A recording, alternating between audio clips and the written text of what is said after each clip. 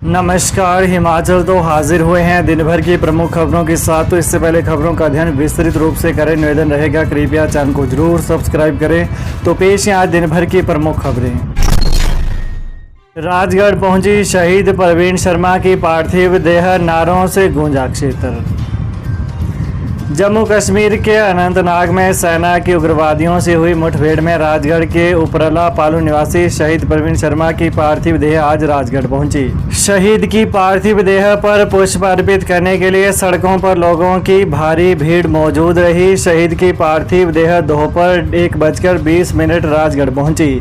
शहीद के सम्मान के लिए समूचा बाजार बंद किया गया और हजारों लोग सड़क के किनारे खड़े रहे।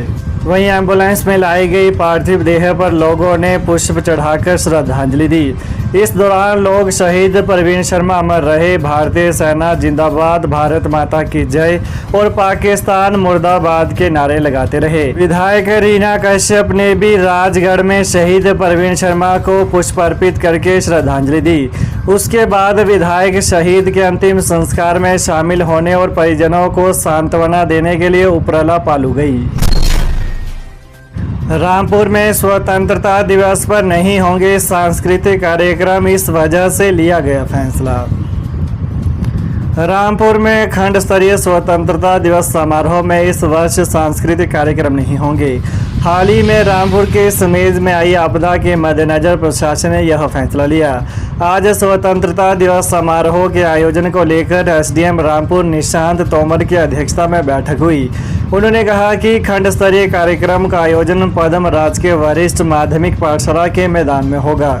इस दौरान मार्च पास्ट, ध्वजारोहण, राष्ट्रगान और देशभक्ति गीत पर आधारित कुछ ही कार्यक्रम होंगे। उन्होंने बताया कि हिमाचल पुलिस, एनसीसी और स्थानीय पाठशालाओं के बच्चे मार्च पास्ट में भाग लेंगे। आईआईटी मंडी ने NIRF 2024 में इनोवेशन श्रेणी में 8वां स्थान किया हासिल।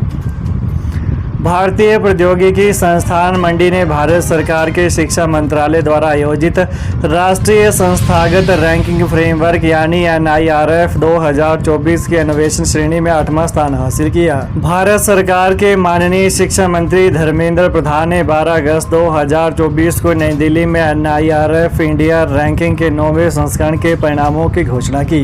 इनोवेशन श्रेणी में अपनी सफलता के अलावा संस्थान ने अन्य क्षेत्रों में भी उल्लेखनीय प्रगति की है। आईआईटी मंडी ने इस वर्ष इंजीनियरिंग श्रेणी में अपनी रैंकिंग में सुधार करते हुए 31 और समग्र श्रेणी में 72 स्थान प्राप्त किया है। मुख्यमंत्री सुक्खू बोले, सभी जिलों में चलेगा HIV जागरूकता अभियान। मुख्यमंत्री सुखविंदर सिंह सुक्खू ने आज अंतर्राष्ट्रीय युवा दिवस पर HIV जागरूकता अभियान की शुरुआत की। 12 अक्टूबर तक चलने वाला अभियान प्रदेश के सभी जिलों में गांव स्तर तक चलाया जाएगा। सीएम ने जागरूकता वाहन को भी हरी झंडी दिखाकर रवाना किया। उन्होंने 2 महीने तक चलने वाले इंटीग्रेटेड हेल्थ चेकअप अभियान का भी शुभारंभ किया। इस वर्ष युवा दिवस क्लिक से प्रगति की ओर सतत विकास के लिए युवा डिजिटल माध्यम के थीम पर मनाया जा रहा है। सीएम ने यह जानकारी अंतर्राष्ट्रीय युवा दिवस HIV जागरूकता अभियान के शुभारंभ के दौरान दी। हिमाचल में बारिश का कहर, 197 सड़कें और 211 बिजली ट्रांसफार्मर बंद, ऊना में 2 लोग लापता। हिमाचल प्रदेश के कई भागों में भारी बारिश से व्यापक नुकसान हुआ है। राज्य में जगह जगह भूस्खलन से आज शाम 6 बजे तक 2 नेशनल हाईवे व 143 सड़कें यातायात के लिए बंद रहीं। सबसे ज़्यादा सड़कें शिमला, मंडी, कुल्लू व चंबा जिले में बाधित हैं। इसके अतिरिक्त राज्य में 211 बिजली ट्रांसफार्मर व 143 जलापूर्ति योजनाएं प्रभावित हैं। इससे कई इलाकों में बिजली व पानी का संकट पैदा हो गया है। उधर पंजाब के जेजों गांव में रविवार सुबह करीब 10 बजे एक इनोवा कार खड्ड के तेज बहाव में बह गई थी। इससे कार में सवार ऊना के 9 लोगों की मौत हो गई, जबकि 2 लोग लापता हैं। एक युवक को स्थानीय लोगों ने बचा लिया। एक अन्य हादसे में भारी बारिश के चलते ऊना के टाहलीवाल में बाथड़ी खड्ड में 2 बहनों समेत 3 बच्चियों की बहने से मौत हो गई। चंबा में दर्दनाक हादसा, पहाड़ी से गिरे पत्थरों की चपेट में आने से चाची भतीजे की मौत। हिमाचल प्रदेश के चंबा विधानसभा क्षेत्र की परोथा पंचायत में पहाड़ी से पत्थर गिरने से चाची भतीजे की मौत हो गई। 3 वर्षीय बच्चा भी पत्थर की चपेट में आने से चोटिल हो गया। मृतक की पहचान अर्पणा 26 वर्षीय पत्नी प्यारो निवासी गांव ओथल तहसील जिला चंबा और अक्षय 9 वर्षीय पुत्र चुनीलाल निवासी गांव ओथल तहसील जिला चंबा के रूप में हुई है, जबकि तरुण 3 वर्षीय पुत्र प्यारो घायल है, जो कि अर्पणा ने अपनी पीठ पर बांध रखा था। अर्पणा अपने भतीजे को स्कूल छोड़ने जा रही थी।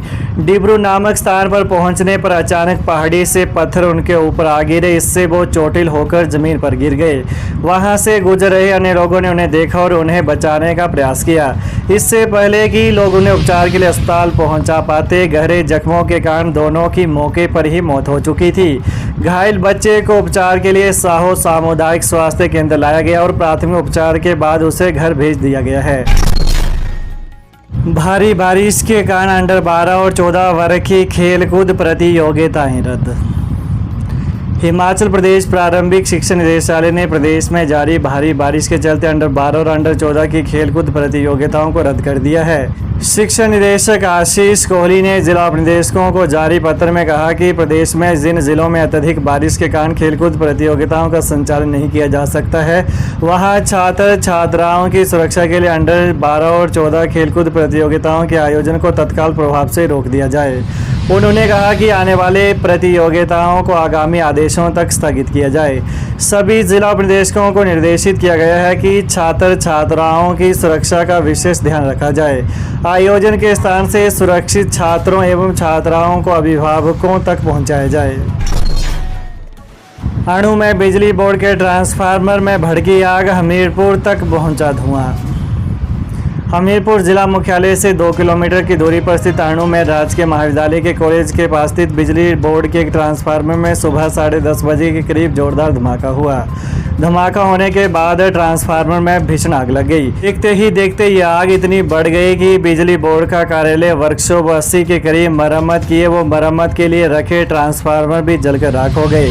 आग लगते ही अग्निशमन विभाग को सूचित किया, लेकिन आग इतनी भीषण थी कि सब कुछ जलकर राख हो गया। कार्यालय में रखे दस्तावेज, रिकॉर्ड, कंप्यूटर व अन्य सामान भी आग की भेंट चढ़ गया। अग्निशमन विभाग को भी इस आग पर काबू पाने के लिए कड़ी मशक्कत करनी पड़ी। विधानसभा मानसून सत्र के दौरान प्रदर्शन कर सकते हैं एचआरटीसी पेंशनर। सरकार व निगम द्वारा एचआरटीसी पेंशनरों की मांगों को गंभीरता से न लेने पर और मांगों को पूरा न करने पर अब पेंशनर विधानसभा मानसून सत्र का घेराव करेंगे। इस संबंध में पथ परिवहन पेंशनर कल्याण संगठन शिमला इकाई की बैठक शिमला इकाई के अध्यक्ष रामकृष्ण ठाकुर की अध्यक्षता में तारा देवी में हुई। बैठक में संगठन के राज्य अध्यक्ष केसी चौहान, प्रधान राजेंद्र ठाकुर, महासचिव सुरेंद्र गौतम सहित 70 पेंशनर मौजूद रहे। बैठक में निगम के पेंशनरों के साथ बीते लाभों को लेकर सौतेला व्यवहार किए जाने पर दुख प्रकट किया गया तथा निर्णय लिया गया कि यदि निगम प्रबंधन व प्रदेश सरकार पथ परिवहन पेंशनर कल्याण संगठन से वार्ता नहीं करती तो राज्य कार्यकारिणी द्वारा हमीरपुर में लिए गए फैसले के अनुसार विधानसभा के मानसून सत्र के दौरान सितंबर माह के प्रथम सप्ताह में विधानसभा का घेराव कर प्रदर्शन करेंगे, जिसमें प्रदेश भर के हजारों पेंशनर्स भाग लेंगे। तो ये रही हिमाचल प्रदेश की दिन भर की नॉन स्टॉप ताज़ा खबरें। तो ताज़ा खबरों को जानने के लिए कृपया चैनल को अभी सब्सक्राइब करें। धन्यवाद।